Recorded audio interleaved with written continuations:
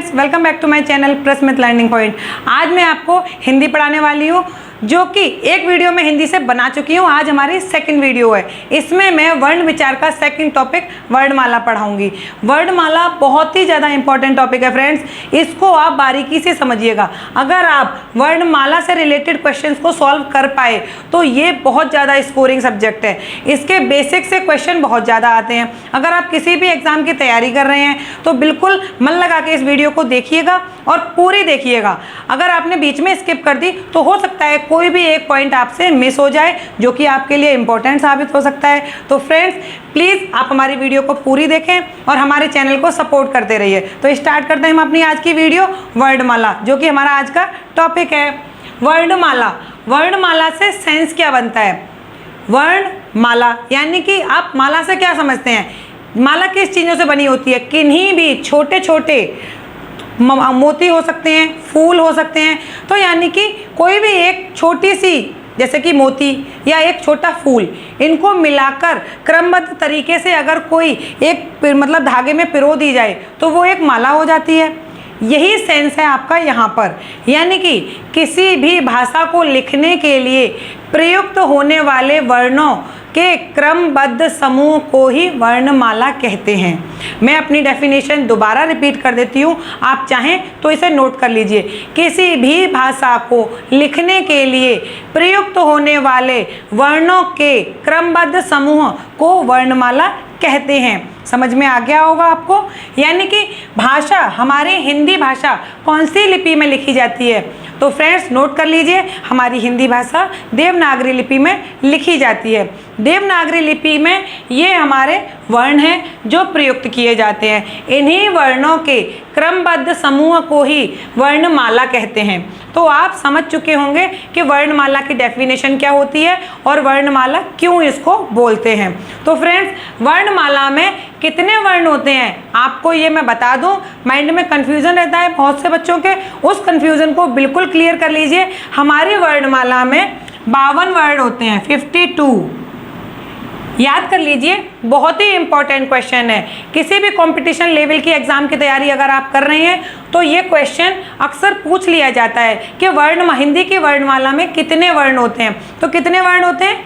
52। ये जब हम इस टॉपिक को कंप्लीट करेंगे तो काउंट करके मैं आपको बताऊंगी कि 52 कैसे होते हैं। तो स्टार्ट करते हैं। देखिए, वर्णमाला से सेंस समझ चुके हैं आप, वर्णमाला क्या होती है। अब हम चलते हैं आगे। स्वर, स्वर क्या होते हैं? उससे पहले मैं आपको एक लाइन में बताना चाहती हूँ कि वर्ण वैसे मैं डिफाइन कर चुकी हूँ। हिंदी भाषा से रिलेटेड जो बेसिक टॉपिक हैं वो मैं आपको पिछली वीडियो में बता चुकी हूँ। अगर आपने वो वीडियो नहीं देखी है और आप हमारे न्यू सब्सक्राइबर हैं तो प्लीज़ आप मेरी पिछली वीडियो को देखिए। उसको समझने के बाद आपको ये वीडियो बहुत ज़्यादा आसान लगेगी और बहुत अच्छी तरीके से समझ में आएगी। उसका लिंक मैंने अपने डिस्क्रिप्शन बॉक्स में दिया हुआ है, वहाँ से आप उस वीडियो को देख सकते हैं। तो स्वर, स्वर बताने से पहले मैं आपको बताना चाहूंगी वर्णमाला। वर्णमाला को तो समझा दिया, वर्ण भी मैं आपको समझा चुकी हूँ। रिकॉल करने के लिए मैं आपको एक बार बता देती हूँ कि वर्ण क्या होता है। वर्ण भाषा की सबसे छोटी न्यूनतम इकाई है, लेकिन वर्ण तो भाषा की न्यूनतम इकाई है ना। अब वर्ण क्या होता है? यानी कि सबसे छोटी ध्वनि, जो हमारे भाषा की सबसे छोटी इकाई होगी। जो वर्ण है वो भाषा की न्यूनतम इकाई है, लेकिन भाषा की सबसे छोटी इकाई, सबसे छोटी इकाई, सबसे छोटी इकाई क्या होती है? ध्वनि। ध्वनि हमारे भाषा की सबसे छोटी इकाई है। अब मैं अगेन टॉपिक पर वापस आती हूँ। अब मैं आपको समझाती हूँ स्वर।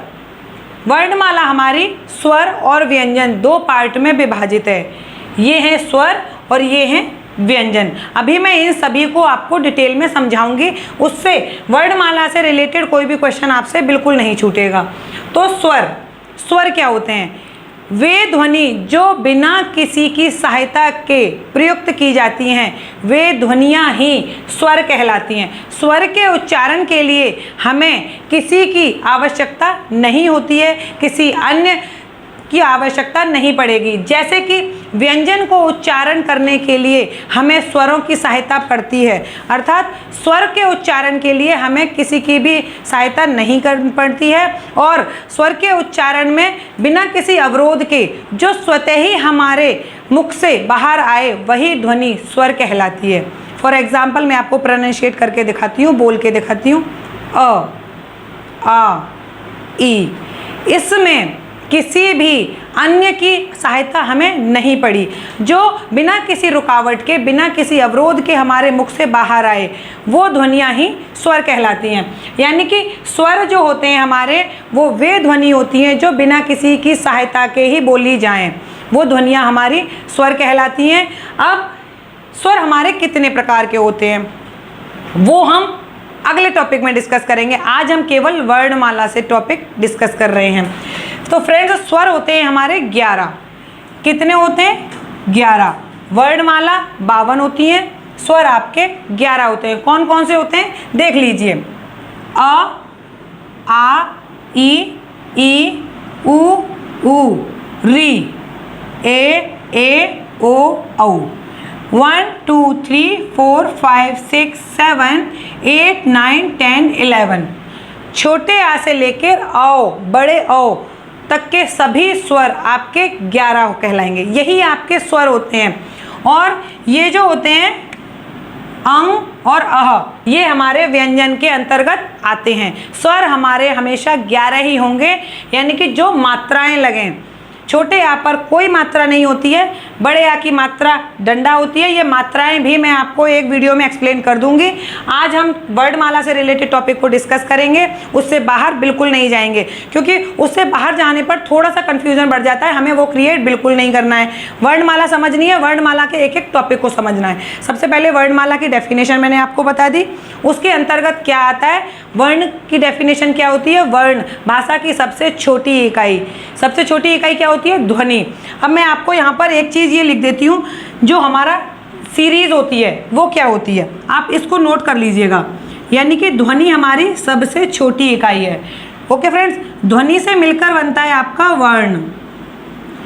ओके, वर्णों से मिलकर बनता है आपका शब्द, शब्दों से मिलकर बनता है आपका वाक्य, और वाक्यों से मिलकर बनती है आपकी भाषा। आप इस चीज को नोट कर लीजिए, यही आपके भाषा की सीरीज है। सबसे छोटी इकाई ध्वनि, ध्वनियों से मिलकर बनते हैं वर्ण, वर्णों से मिलकर बनता है शब्द, शब्दों से मिलकर बनता है वाक्य, और वाक्यों से मिलकर बनती है भाषा, जो कि हम बोलने में या लिखने में प्रयोग करते हैं। हमारी भाषा क्या है? हिंदी। लिपि कौन सी है? देवनागरी। इतने पॉइंट आपके क्लियर हो चुके हैं। स्वर, स्वर कितने होते हैं आपके? 11। कौन कौन से? छोटे आ से लेकर और बड़े औ तक, ये होते हैं आपके स्वर। फ्रेंड्स, देखते हैं हम कि व्यंजनों को हमने किस प्रकार से विभाजित किया है। ओके, क, च, ट, त, प, ये मैंने अभी आपको बताया कि 5 वर्ग होते हैं। इन्हीं 5 वर्गों को स्पर्श व्यंजन कहते हैं। तो हमारे स्पर्श व्यंजन कितने हो गए? एक वर्ग में 5 वर्ण हैं, तो 5 वर्ग में 25 वर्ण हो गए। हमारे व्यंजन हो गए 25। कौन से? स्पर्श व्यंजन। क वर्ग, च वर्ग, ट वर्ग, त वर्ग और ट वर्ग। देख लीजिए पवर। इस तरीके से ये जो 5 वर्ग हैं, इन 5 वर्गों को हम स्पर्श व्यंजन कहते हैं। स्पर्श व्यंजन क्यों कहते हैं? क्योंकि ये वह वर्ण हैं जो स्पर्श से उत्पन्न होते हैं। जैसे कि कोई कंठ से उत्पन्न होता है, कोई दंत से उत्पन्न होता है, कोई मूर्धन्य से उत्पन्न होता है। ये सब मैं आपको समझाऊंगी। मैंने यहाँ पर सिर्फ आपको वर्णमाला से रिलेटेड टॉपिक समझा रही हूँ।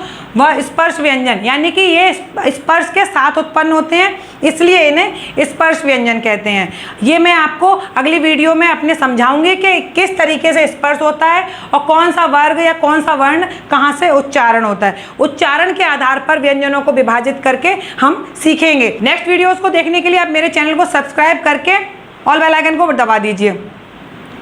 तो स्पर्श व्यंजन 25 होते हैं। अब हम चलते हैं अपने अगले पार्ट पे।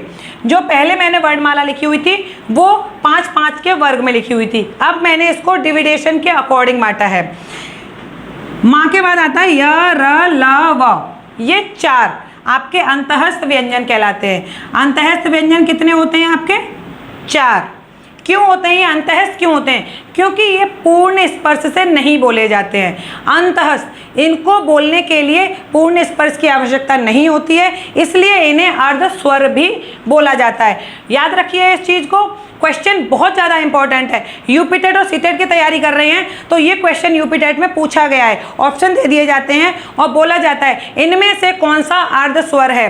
तो बिल्कुल फ्रेंड्स याद कर लीजिए, य, र, ल, व ये चारों आपके अर्ध स्वर कहलाते हैं।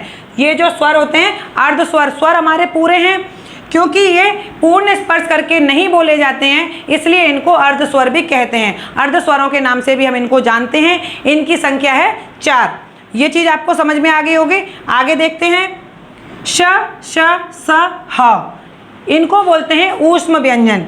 ये भी कितने होते हैं आपके? 4। ओके फ्रेंड्स, इनको ऊष्म व्यंजन क्यों बोलते हैं? इनको बोलते समय उच्चारण जब हम इनका करते हैं तो एक ऊष्म वायु निकलती है। आप प्रोनाउंशिएट करके देखिए, श, श, ह। देखिए इसको उच्चारण करते समय गर्म हवा, ऊष्म वायु निकलती है, इसलिए ही इनको ऊष्म व्यंजन कहा जाता है। इनकी संख्या भी कितनी होती है? 4। अब देखते हैं छ, त्र, ज्ञ, श्र। इनको पढ़ने से पहले मैं आपको बता दूं, हिंदी वर्णमाला में व्यंजन 33 होते हैं। कितने होते हैं? 33। आप इसको याद कर लीजिए और कॉपी में लिख लीजिए। हिंदी वर्णमाला में व्यंजनों की संख्या पूछ लेता है। हिंदी वर्णमाला में व्यंजन कितने होते हैं आपके? 33। स्वर कितने होते हैं? 11। इस पॉइंट को आप याद रखिए। स्वर मैंने आपको बता दिए, छोटे आ से लेके औ तक की जो वर्ण होते हैं वो स्वर कहलाते हैं। 11 होती है इनकी संख्या। व्यंजन 33 कौन से होते हैं? क वर्ग से लेके ह तक आपके व्यंजन कहलाएंगे। काउंट कर लीजिए, ये 5 वर्ग हैं। पचम 25 स्पर्श व्यंजन हो गए। 25 और 8 य, र, ल, व। 25 और 4 29, 30, 31, 32, 33 यहाँ तक आपके होते हैं व्यंजन, जिनकी संख्या होती है 33। हिंदी वर्णमाला में 33 व्यंजन होते हैं, 11 स्वर होते हैं। ये बहुत छोटे छोटे क्वेश्चंस बनते हैं आपके और बहुत ही ज़्यादा इंपॉर्टेंट हो सकते हैं। आप पूरी हिंदी समझ लेते हैं लेकिन ये छोटे से टॉपिक से आपका क्वेश्चन मिस हो जाता है। ये गलती बिल्कुल मत कीजिएगा। अगर आपको थोड़ा भी लग रहा हो कि यहाँ से आपको कुछ जानकारी मिल रही है या फिर आप इसको समझ पा रहे हैं तो प्लीज़ मेरी वीडियो को लाइक एंड शेयर कर दीजिए और ज़्यादा से ज़्यादा लोगों तक इसको पहुँचाइए, जिससे इसका फ़ायदा और भी बच्चे उठा सकें। अब हम चलते हैं अपने आगे। अब हम कंप्लीट व्यंजन कर चुके हैं, स्पर्श व्यंजन, अंतःस्थ व्यंजन, ऊष्म व्यंजन। ओके फ्रेंड्स, तो व्यंजनों के ये 3 प्रकार होते हैं जो कि हिंदी वर्णमाला के अकॉर्डिंग है। इसके बाद पूरी डीपली में भी हम पढ़ेंगे कि व्यंजन कितने टाइप से आपका बांटा गया है। अभी के लिए आप इनको पढ़ लीजिए जो आपके क्वेश्चन बनते हैं। अंतःस्थ व्यंजन कौन से होते हैं, स्पर्श व्यंजन कौन से होते हैं, ऊष्म व्यंजन कौन से होते हैं। ओके, अब हम चलते हैं आगे। छ, त्र, ज्ञ, श्र। अब आप सोच रहे होंगे हमने ज्ञ तक तो पढ़ा है, ये क्या है? ये भी आपका एक व्यंजन है, संयुक्त व्यंजन कहलाते हैं। अब संयुक्त व्यंजन इनको क्यों बोलते हैं वो मैं आपको समझा देती हूँ। उसके लिए मैं पहले इसको रफ कर देती हूँ। आपने इसको नोट कर लिया होगा। तो फ्रेंड्स अब हम समझ लेते हैं कि संयुक्त व्यंजन, संयुक्त व्यंजन से सेंस होता है यानी कि किसी से मिलकर बनना। ओके फ्रेंड्स, संयुक्त व्यंजन में देखिए जैसे कि छ, त्र, ज्ञ और श्र, ये कौन से व्यंजन है? ये अपने आप में एक पूर्ण व्यंजन नहीं है, ये केवल ध्वनि से मिलकर नहीं बना है, ये 2 व्यंजनों की सहायता से मिलकर बना है, इसलिए इनको बोलते हैं संयुक्त व्यंजन। श के लिए हमारा क प्रयुक्त होता है जिसके आगे हलंत लगेगा और ये वाला श, इन दोनों को मिलकर हमारा श बनता है। बहुत इंपॉर्टेंट है, प्लीज़ नोट कर लीजिए और आपने अगर इसको पढ़ा हुआ है तो इसको रिवाइज कर लीजिए। ऑप्शन में ये भी क्वेश्चन आता है, इस पर प्लीज़ आप इंपॉर्टेंट का साइन बना लीजिए। आज की इस वीडियो में से बहुत सारे ऐसे क्वेश्चन बनेंगे जो आपके एग्ज़ाम के लिए बहुत ज़्यादा ज़रूरी हैं और अगर आप किसी एग्ज़ाम की तैयारी नहीं कर रहे हैं तो आपकी जानकारी के लिए बहुत अच्छा है कि आप समझ पाएंगे। जब आपने इस वीडियो की स्टार्टिंग में देखा होगा मैम ने तो वर्णमाला लिखी हुई है। भाई वर्णमाला लिखना आसान है, छोटे बच्चे इन चीज़ों को नहीं पढ़ते हैं, बट इन्हीं से ही देखिए आप कितने क्वेश्चन निकल के आ रहे हैं। ये भी एक क्वेश्चन बनता है, आपको ऑप्शन में दे दिए जाएंगे इस तरीके से कि ये जो श है हमारा किन से मिलके बना है, इस श की जगह सीटी वाला सा दे देंगे, सा दे देंगे। आपको पता होना चाहिए किन व्यंजनों को मिलाकर, किन वर्णों से मिलकर हमारा श वर्ण बनता है। त्र किसको मिलके बनता है, देख लीजिए, आधा त और र। ज्ञ किससे मिलके बनता है, आपका ज और उआ, इनसे मिलके आपका ज बनता है। श कैसे बनता है, आपका श प्लस र। ओके फ्रेंड्स, तो देख लीजिए ये चार हमारे कौन से व्यंजन कहलाते हैं, संयुक्त व्यंजन। इस तरीके से हम इस वर्णमाला को बांट चुके हैं, समझ चुके हैं क्या होती है वर्णमाला, कैसे बनती है, किन किन से मिलकर बनती है, स्वर कितने प्रकार के होते हैं, व्यंजन कितने प्रकार के होते हैं 33, स्वर कितने होते हैं 11। अब कितने टाइप से होते हैं, एक होते हैं हमारे स्पर्श व्यंजन, अंतःस्थ व्यंजन, ऊष्म व्यंजन और संयुक्त व्यंजन। हम इतने टाइप के पढ़ चुके हैं। अब आप इन सबको काउंट कीजिए, कुछ मिस हो रहा होगा। अभी पूरे 52 वर्णमाला के 52 वर्ड हो गए क्या, नहीं हुए। 33 तो यहाँ तक हुए थे, 34, 35, 36, 37 ये हो गए। 37 में 11 को स्वर जोड़ दीजिए, आपके 48 और 2 ये जोड़ दीजिए, 49, 50। तो फ्रेंड्स इस पूरी वर्णमाला में आपको कितने वर्ण मिल चुके हैं, 50 वर्ण। अब आपके 2 वर्ण तो बाकी हैं, क्योंकि हिंदी वर्णमाला में 52 वर्ण होते हैं। वो 2 वर्ण कौन से होते हैं, जल्दी से सोचिए। बिल्कुल, मैं आपको बताती हूँ। वो 2 वर्ण होते हैं द्विगुण वर्ण, द्विगुण वर्ण। वो वर्ण देख लीजिए, ये वाले होते हैं, एक ड़ा में यहाँ बिंदी लगी होती है और यहाँ पर, जैसे कि पढ़ना, आप जब लिखते हो पढ़ना तो ये वाला ड़ा प्रयुक्त होता है। सड़क, कौन सा वाला ड़ा होता है, ये वाला। जैसे कि जब हम लिखते हैं सड़क, सड़क, तो ये वाला ड़ा पढ़ो। अब देखिए पढ़ना, इसमें ये वाला ड़ा प्रयुक्त होगा। ये वाले ड़ा द्विगुण वर्ण जो होते हैं वो हमारे इस तरीके से प्रयुक्त किए जाते हैं। इन 2 को जोड़कर अब आपके हिंदी वर्णमाला के 52 वर्ण पूरे हो चुके हैं। मैंने आपको बताया था कि पूरे 52 वर्ण मैं आपको बताऊंगी कि कौन से होते हैं और उनको क्या क्या बोलते हैं।